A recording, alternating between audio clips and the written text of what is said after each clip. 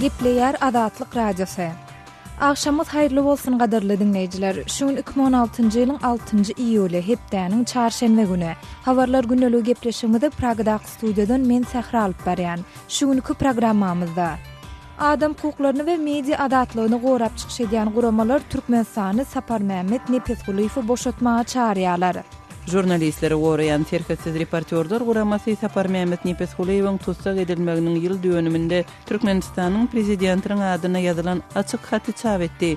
Orsiýetiň Gazprom kompaniýasynyň Türkmenistandan 2010-2015-nji ýyllarda aktarılan gaz üçin 5 milliard Amerikan dollary möçberinde pul talap edildiği habar berilýär. 2016-njy ýylyň başynda Gazprom Türkmenistandan gaz satyn almagyny doly besedýänligini ýylan edipdi. Aşgabatyň alkymyndaky Awadan şäherinde Okyaraw ammaryna bolan partlamalardan bäri 5 ýyl geçdi. Gaýny reser şikayet eden ýaşaýjylaryň gaýny doldy keltmegine mümkinçilik bermedi. Gepleşigimizde şu beýlik maglumatlar eşdirmäsi inen şart ýarym saatlyk habarlar günlügi gepleşigimiziň başynda günüň täzelikleri bilen tanyş bolan. Yemenin Aden halkara aeroportunun golayyndaky harby baza edilen iki hüjümde azyndan 6 harby öldü we başga onlar çadam yaralandy. Habar gulluklarynyň Yemenin howpsuzlyk çeşmelerine salgylanyp berýän maglumatyna görä, janynyň geçen iki hüjümçi bombaly iki ulaw partladan soň 20den gowrak jihatçy bazanyň içindäki eskerlere hüjüm edipdir. Yemende hökümet güýçleri bilen Iranyň ýaranlygynaky Huti pitneçileriň arasynda bir ýyl dowam eden konflikt zerarly emele durnuksuzlukda islamçı söwüşçüler hassa güýçlendiler. Huti pitneçileri häzirki wagt Yemeniň paýtagty Sana kontrolly edýärler. Emma Yemeniň deňdiň kenaryna ýerleşen Aden şäheri hökümet güýçleriniň kontrolunda saklanyp alýar. Yemen prezident Ali Abdullah Saleh'in 22 ýyl häkimet başyna galan döwrü dören durnuksuzlyk sebäpli siýasy krizisi başdan geçirýär. Bu döwürde Al-Qaida hereketine we islam döwletine yrarly radikal söwüşçü toporlaryň her biri Yemende has köp territoriýany ele geçirmäsi inen şär.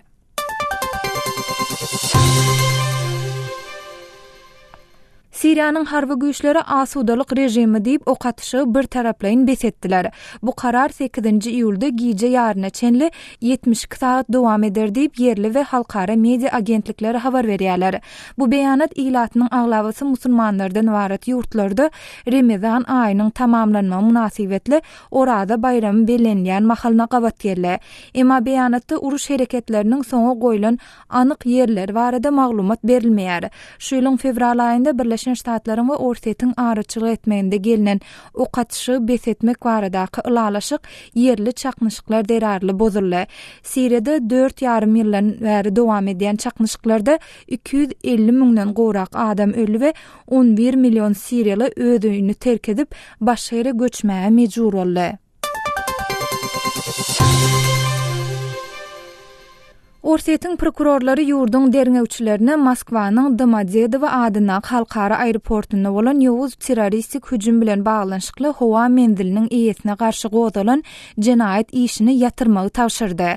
Bu baradaky tawşyryk mundan bir hepde golay ozal Moskwanyň suwdy Dmitri Kamenshiga we aeroportuň iki ýol başçysyna garşy girdilen öý tutsaglygyny güýçden aýyrmagynyň ýylyanyna gabat geldi.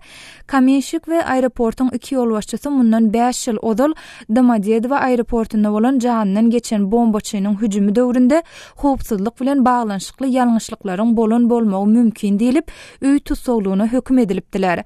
Orsiýetiň baş prokuraturasy özüniň 6-njy iýulda beren maglumatynda bu baradaky kararyň ýurduň derňew komitetine uğradylandygyny we ony şikayet edip bolmaýandygyny ma'lum etdi. Moskwanyň Domodedowo adyna halkara aeroportuna bolan şol hüjümde 37 adam ölüp başga 172 sansy yaralanypdy. Häzirki wagt Zika virusuna garşy vaksina sanjymyny taýýarlamagyň üstünde işleýän dünýäniň iň uly farmasewtika kompaniýasy bu urdaky tagallalary güýçlendirmek üçin Birleşen Ştatlaryň armiýasy bilen bilelikde işlejekdigini aýdýar. Zika virusynyň gowradaky çağanyň şikesli dowmagyna sebäp bolýandygy çaklanýar we bu virusyň Braziliýada we onuň golaýyndaky ýurtlarda ýaýrandygy habar berilýär. Dermanlary öndürýän Sanofi kompaniýasy bu baradaky ulalaşy 6-njy iýulda barada öýlan edip, Birleşen Ştatlardaky Walter Reed Army Barlyk Institutu bilen ylmy barlyk we ösüş ugru boýunça hyzmatdaşlyk etjekdigini aýtdy. Dünýäde başga bir näçe kiçik kompaniýalar Zika virusyna garşy vaksina sanjymlaryny işläp taýýarlamaga çalyşýarlar.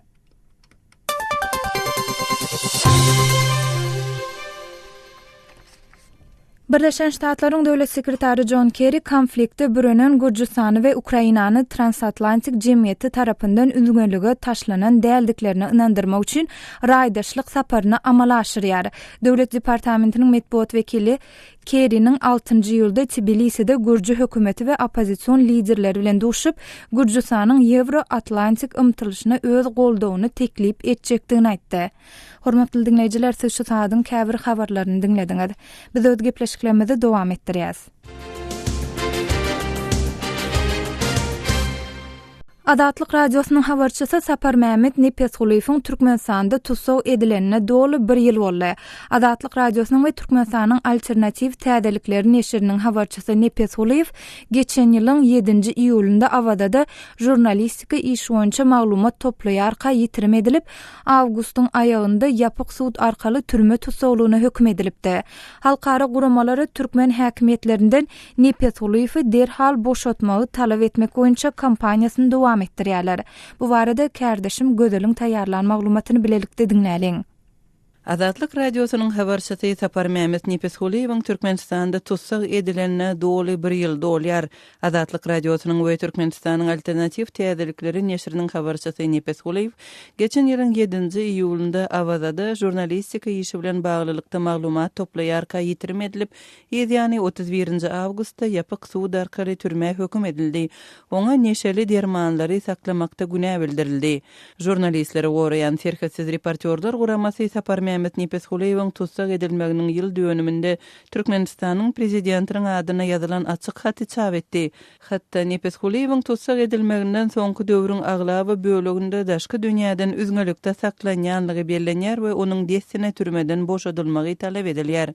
Sapar Mämet Nepesguly Adatlyk radiosy bilen 2015-nji ýylda işleşip başlady we Türkmenistanyň Balkan welaýatyndaky ykdysady sosial ýagdaýlar barada habar berip, ýylatyň gündäki durmuşyna degişli problemleri gozgady.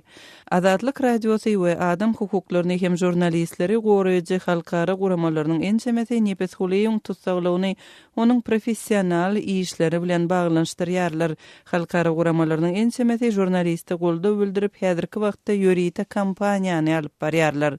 Kampaniýa gatnaşýan 13 sany guramanyň çap eden bilelikdäki beýannamasynda Birleşen Milletler Guramasynyň Adam Hukuklary Komitetiniň Türkmenistandaky türme şertleri we ýowuz zahramalary şol sanda gynamalar howpy barada bildiren aladalanmalary bilen baglylykda biz Jenap Nepesgulyň saglygy we howpsuzlygy barada alada galýarys diýip bellendi. Adatlyk radiosy we halkara guramalary 2015-nji ýylyň sentýabryndan bäri Nepesgulyň hal ýagdaýy barada hiç hili maglumat alyp bilmän gelýärler. Birleşen Milletler Guramasynyň işçi topary 2015-nji ýylyň dekabrynda Nepesgulyň işine sin edip, onuň eden etdilikli ýagdaýda tutsak edilendigini, sebäbi onuň hiç kim bilen görüşdirilmän saklanýanlygyny, öz islegine görä aklawçy bilen öpçün edilmänligini aýtdy. Şeýle-de bu topar Nepesgulyň paragatçylykly ýagdaýda öz pikirini aýtmak hukugundan mahrum edilendigini belledi we Nepesgulyň azad edilmegine hem oňa kompensasiýa tölenmegine çağırdy. Serketsiz reportyorlar Guramasy we Nepesgulyň goldap çykyş edýän beýleki guramalar Türkmenistanyň prezidentiniň adyna ýazan bilelikdäki açyk hatynda Nepesgulyň galplaşdyrylan aýyplamalar esasında türme batylanlygyny belläp, onuň hiç kime görkezilmän saklanmagynyň Türkmenistanyň kanunçylygyna da Birleşen Milletler Guramasynyň grajdan we syýasy hukuklar baradaky halkara konwensiýasyna da ters gelýänligini aýdýarlar. Kardeşim Gödeliň taýýarlan maglumatyny dinlediňiz. Adatlygy line ulgamynda goşmak 420 773 797 383 telefon belgisi arkaly tapyp bilersiňiz. Biziň bilen habarlaşyp maglumatlary, suratlary we videolary ugradyň. Şahsiýetiniz dolu gizlilikde saklanar. Telefon belgimizi ýene ýatlaýar. Goşmak 420 773 797 383.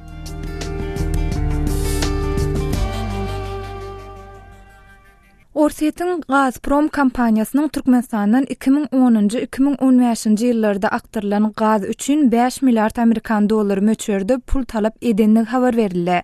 Iki ýurdun arasynda geçen ýylyň Tomsundan bäri dowam edýän özara gaz dawasyna degişli soňky täzelikleri kärdeşim göderlendiňläliň.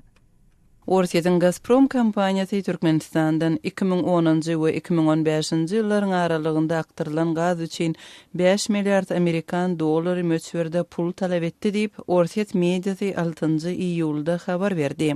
Gazpromyň Türkmenistanyň döwlet kompaniýasy Türkmengazdan şikayet edip 5 milliard Amerikan dollaryny talap edenligini we agdalan möçberdäki pulun 2010-njy we 2015-nji ýyllar aralygyndaky şertnama boýunça gaz üçin retroaktiv, ýagny öňünden edilen tölekleriň ýygyna berilmegini sorandygyny Interfax agentligi habar berdi. Bu maglumaty RBK neşri hem Gazpromdaky öz çeşmesine salgylanyp tasdiklady.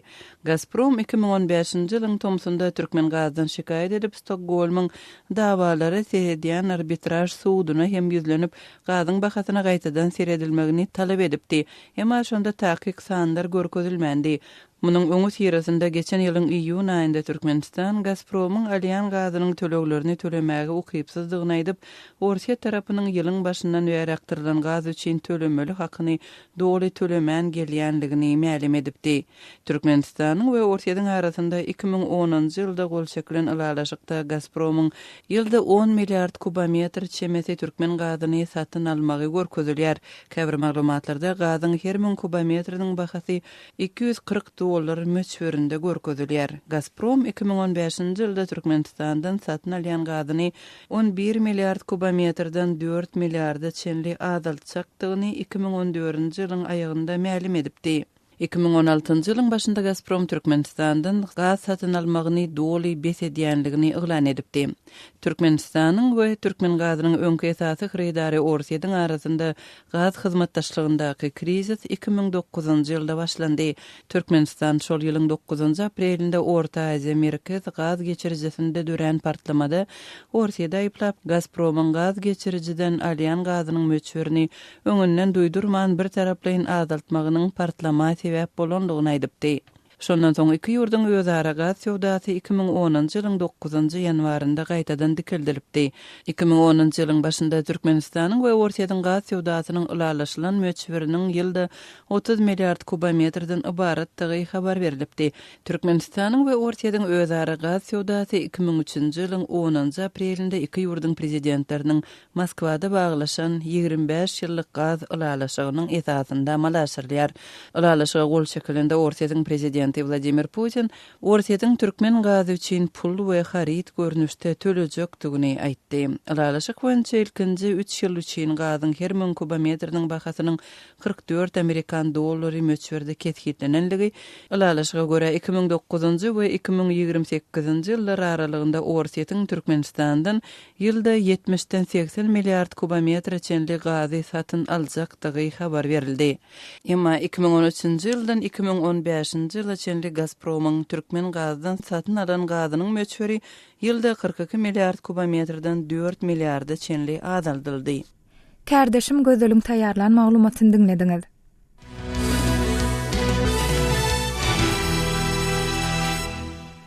Türkmenistanda dini ynanjy esasynda hökmana harby gullukdan ýüzegirýän erkeklere zähmet düzüdüş hökmü çykarylýar diýip Forum 18 agentligi habar berýär. Bu mesele boýunça Birleşen Milletler Guramasynyň Adam hukuklary komitetine Türkmenistanly 11 adam şikayet edipdir we häzirki wagt olaryň şikayetlerine seredilýär. Bu barada kärdeşim Ýowşan Anurwan jekmejek maglumat berýär. Türkmenistan'da ýaş erkekler dini ynançlar esasynda hökman harby gullukdan ýüzegiränlikler üçin zähmet düzüdüşini hökm edilýär. BMG'nyň Adam hukuklary komitetinde Türkmenistanyň 11 wyzdan ýetiriniň şikayetine seredilýär diýip Forum 18 habarlar gullugy ýazýar. Forum 18 ýurt içindäki Yehova şaýatlaryna salgylanyp 2014-nji ýylyň oktýabryndan bäri 6 san Yehova şaýatynyň suud edilip zähmet düzüdüşine hökm edilendigini, olaryň soňkusyny 2016-njy ýylyň fevralyna iş kesilendigini aýdýar. Bu erkekler öz öýlerini çäklendirmesinde ýaşamaly we olaryň aýlyklarynyň 5-den biri döwlet tarapyndan tutulup alınýar diýip Norwegiýede ýerleşýän dini habarlar gullugynyň baş redaktory Felix Körl aýdýar. Şeýle dol häzirki wagtda Türkmenistanyna dininiň esasynda harby boyun gaçyranlygy sebäpli türme watylan adamyň bilinmeýändigini aýdýar. Yehova şaýady wyjdan ýetiri Bahram Hemdemow dini öğrenci meçe vermek aýplamasy esasynda 4 ýyl türme tutuklugyna hökm edildi. Emma ol bu aýplamany ret edýär diýip habardaýdylar. Forman 8 Türkmenistanyň öňki ýyllarda Yehova şaýatlarynyň hökmany harby ýüzegrenlikler üçin ýygyderli türme watylanlygyny ýatladyar. İlki ýyllarda olaryň käbirini türme tutuklugy hökmi çykarylmadykkan bolsa, köpüsi türme watyldy diýip Felix Körli Ruslan Narguliýewiň 2015-nji ýylyň fevralyna günä geçiş esasynda azat edilenligini belläýär. Türkmenistanyň adam hukuklarynyň bozulmagy bilen bagly faktlar resmi aşgabat köplen tutmak bilen garşy alsa-da halkara hukuk toparlary tarapyndan ýygyderli habar berilip durýar. Habarlardan ma'lum bolşuna görä Birleşen Milletler Romasynyň Adam Hukuklary Komiteti 5-nji ýylda Jenewada ýapyk kapylaryň arkasynda grazdan azatlyklary we siýasy hukuklary barada halkara konwensiýa boýunça Türkmenistanyň adam hukuklary ýagdaýyna tyn salmagy başlady. 2010-njy ýylda bu komitetde bolan dinlenşik makalynda Türkmenistanyň hökmany harby gullugy alternativ grazdan gullugyny girizmezliginiň sebäbi soralypdy. Forum 18-nji BMG'nyň Adam Hukuklary Komitetinde Türkmenistanyň 11 raýatynyň dininiň işleri esasynda hökmany harby gullukdan boyun gaçyran wyjdan ýetirleriniň şikaýetlerine hem seredilýändigini ýazýar. Ol 11 erkegiň 9 sanatynyň olarky wyjdan benisi diýilýär. Türkmen konstitusiýasynyň 41-nji maddasynda watan goragynyň mukaddes borçlygy hem teker bir erkegiň harby gulluk etmeligi aýdylýar. Türkmenistanyň erkekler umuman 18-27 ýaş aralygyny 2 ýyl gulluk etmeli. Şonuň bilen bir wagtda 2013-nji ýylda alternativ harby gulluk barada kanun taslamasynyň hem taslananlygy aýdylýar diýip Forum 18 türkmen resmiýetleriniň bu kanun taslamasy barada soraglary jogap bermänliklerini ýazýar. Türkmenistanyň Jinayet kodeksiniň 219-njy maddasynyň 1-nji bölümi esasynda paraçylyk wagtynda ýaragly uýuşlaryň hataryny gulluk etmekden boyun gaçyranlara adyndan 2 ýyl türme ýa 2 ýyl zähmet düzediş hökmi çykarylýar. Forum 18 2014-nji ýylyň oktýabryndan bäri şeýle hökm çykarylan 6 adamyň hemmesiniň aýlyklarynyň 20%-iniň döwletiň hasabyna geçirilýändigini, emma olaryň türme watylmakdan huwatyr edip arz etmekden saklanýanlyklaryny habar berýär. Kardeşim Ýowşan Norwanyň taýýarlan maglumatyny dinlediňiz. Azatlyk radiosu bilen Telegram arkaly habarlaşyň.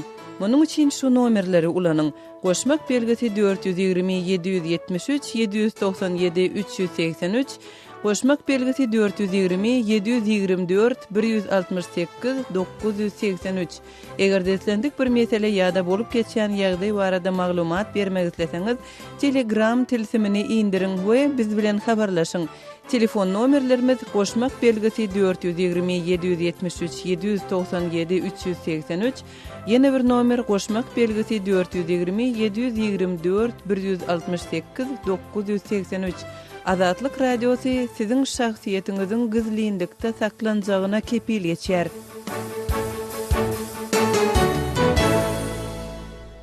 Aşgabatyň alkymyndaky Awadan şäherinde öňkü büzmeýiniň güneşli pasiýolygynda okýarak ammaryna bolan partlamalardan bäri 5 ýyl geçdi, emma hökümet bu senäni dymp garşylady.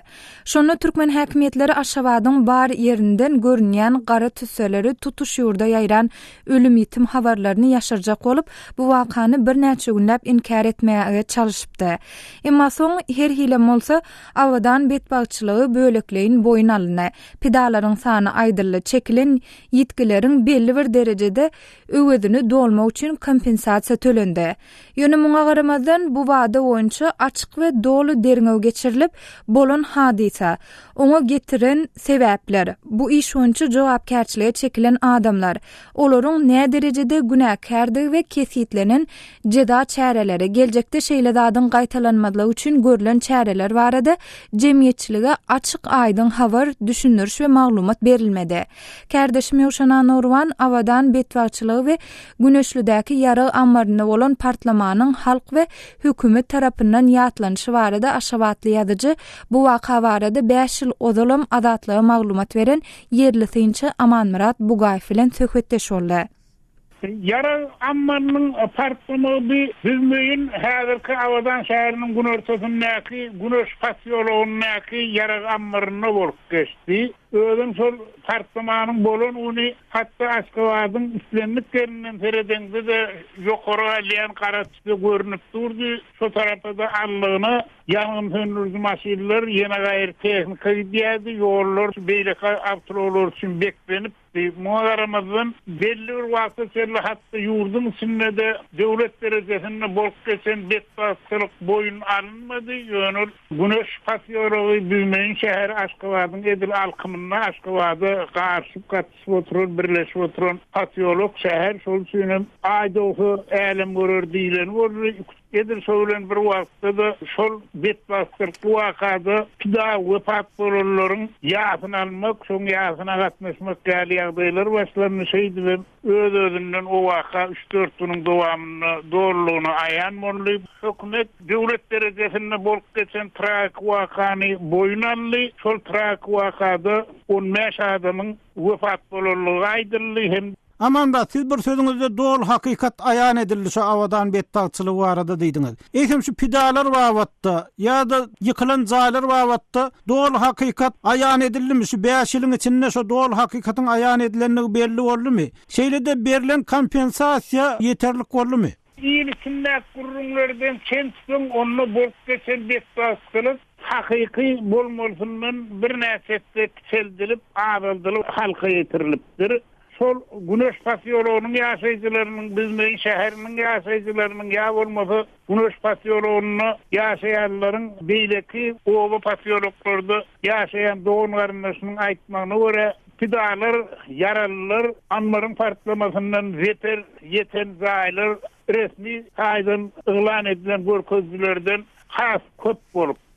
Diye şu meselelerin ilçinde edilen vururun. İnni çölünün kompensasiyaları hakkında vefat dolarların her birine 15 bin Amerikan doları derecesinde pasobiya kompensasiya veriliyor. 150 milyon Amerikan doları kompensasiyada olanı adamları değildik izine getirip olanı. Güneş pasyoloğundaki yaralanmalarının partlamasında adamlar materyal taydanın uluziyan çektiler. Biriden zayların anırdan eleyen raketi bölüklerinin yana gayrılan demülen sökleri doğru veyran edildi. Kabir zayların önündeki kömekli zaylar maliyet gayarlatlar doğru yumrullu. Yine bunlar suyuna hiç yıllık kompensasyon tölenmedi ama kömekli zaylar suyu. Dine sol yaşayışlarına getirilen ziyan davetine veren kompensasyon tölenni. Ödüm köplen sağlattı sol kuruluş materyallarının devlet tarafından keskitlenen nırkı maliye kömek hükmüne verildi diyen gayne yeter şikayetini yaşayıcıların gayne doğru dükeltmene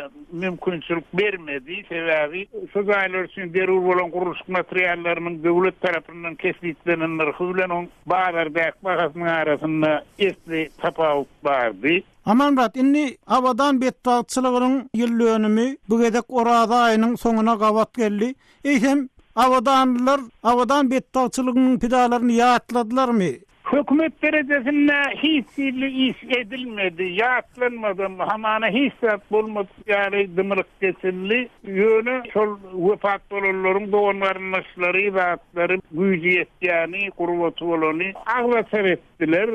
4 sözde şeyle ağlasarın bolonu ben anık biliyen. Hükümet derecesinde edilen iş yok. Hatta sol partlamanın bolon yerine bir hükümet tarafından bir zuda ormanına Mameryal Dovko yine oradan oturdurup koynerdi. Plan zille şünyali trak vaka oldu. Sol vakada vefat bolonların zaylar cennet olsun diyen yali ağılemler bir sehelse maliye feriştesinde duruyan da edip olurdu. Hayt şolam edilmedi. Kardeşim Ýoşanan Urwanyň Aşgabatly ýazyjy we synçy Amanmurad Bugaýew bilen geçiren söhbetdeşligini dinlediňiz.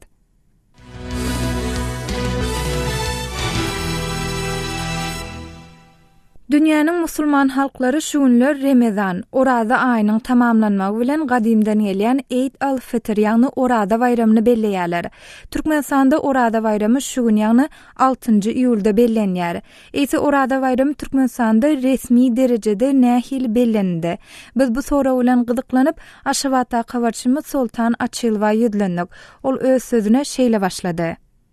Orada bayramynyň tamamlanmagy, şu bayramyň bellenmegi ötün alsam Türkmenistanyň prezidentiniň telewiziýa arkaly ilata kutlaw bilen ýüzlenmesinden başlandy. Ondan soň şuň ýerden Aşgabatdaky mescitlerde bayram namazy okulyp şonuň bilen şu bayramçylyk çäreleri şuň başlandy. Häzirim indi ila tarapynda dowam edip durdy diýsem bolýar. Sultanada orada bayram bilen baglanşykly Türkmen telewiziýasyna bir gepleşikler ýa-da maglumatlar görkezilýärmi? Tährir şu orada bayram bilen baglanşykly Türkmenistanyň içinde nerelerde näme geçirilen bolsa, şol diňe akşamlyk gepleşiklerde berilýär. Gündüzki gepleşiklerde etil bayramçylygyň geçirilip durşy, güni efirde anlyk görkezilmeýär. Ýöne ilatyň bir arasynda şu gurullar bolýar-da, şu ilatyň bir arzuw işlegi bar diýenleri, şu döwlet derejesinde bellenýär şu bayramçylyk. Ene mescitlerde, käbir ýerlerde sadakalar, zatlar berilýändi. Akşam watan programmasynda görkezilýär. Her ýylda şu gaýtalanýar. Ýöne şu öňünden bir telewiziýa arkaly bildiriş berip, nerede näýilek sadaka geçiriljek, nerede näýilek ýa-da çäreler geçiriljek. Şoňa halky bir telewiziýa üstü bilen, netbugatyň üstü bilen öňünden çağırıp, şolary öňünden ilata mälim edip we halky bir ýürütelep çağırlanok. Her kim edara kärhananyň üstü bilen bilýär çağırlan adamlar barlýar, şol geçirilen çärelere, berilen sadakalara, şu çärelere gatnaşmak isleýän adamlar bolýar, öý hojalykçylardan. Ýöne şeýle çağırlyk öňünden şeýle bildiriş berilmeýär.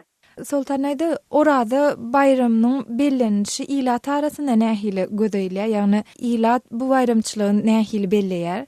Tährir eýämşi orada bayramyny bellemek aýyň birinden bäri eýäm Kadir gecesinden bäri dowam edip durdy diýen bolýar bizde türkmençilikde. Aýyň birine Kadir gecesi bolsa, şu Kadir gecesi halk şoňa uly taýýarlyk görýär öňünden. Ýa-ni Hoňşa, ýa-ni pişme, çapaty, türlü naharlary pişirip bir-birine dadyrýarlar, dogan garyndaşlary, tanışmyşlary bir-birine mehmançylyga çağırýarlar. Şu Kadir gecesinden başlanan bayramçylyk şu neçe dowam edip durdy diýen bolýar.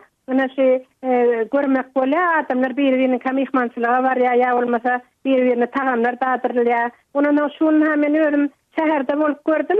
Bayramçylyk ruhunda adamlar köp köşede şeýler tortla adamlar bir-birine Küçük kalıp tort alıp mehmançylyga barýan adamlar şu köçelerde, avtologlarda kän göze iýilýär. Sultanada prezidentiň gol çeken kararyna laýyklykda şu gün ähli edara kärhanalaryň işgärleri üçin dinç güni diýilip ölan edildi.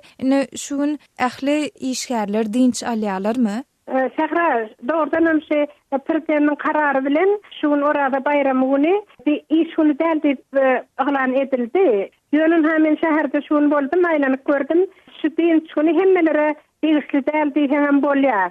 Mysal üçin ýa-ni ýol gurulşyklарында, jaý gurulşyklарында, ýa-ni şeýerlerde awatly işin geçirýän işgärler, onuň ýol süpürjiler, ýa-ni poçta, bank dönümlerinde pensiýa tölegini töleýän işgärler, şular iş ýerinde şuň köp adam iş ýerinde diýen bolýar. Ýöne bir şeýler akbar edara kärhanalaryň kantor işgärlerine diýişli diýenýärlik şu dinç güni.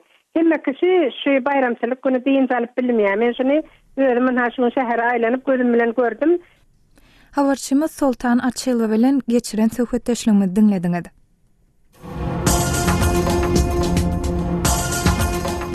Öz sebitiňizde bolýan wakalar barada adatlyga maglumat bermek isleseňiz, biziň Facebook hasabymyzda ýazyň. Bizi gözlegi bölümine Azatlyk Radiosu ýazyp tap bilersiňiz. Siz suratlaryňyzy we videolaryňyzy hem ýollap bilersiňiz. Azatlyk siziň şahsiýetiniňizi gizlinlikde saklar.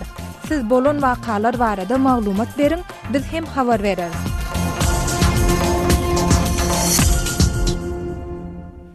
Gaderly dinleýijiler, şonuň bilen habarlar günnelik gepleşigimizi geçirip oturýas. Programmany Pragda studiýadan men Sähra alyp bardym. Sazlary kesmeden soň gepleşigimizi ýazgyda dinläp bilersiňiz. Azatlyk Radiosynyň tolkunlaryndan aýrylmaň. Rabimin bu dünýäden ömür boýu pikir edip diýjeklerimdi gitsem. Vatan ulumly haklar erin bulun gitsem.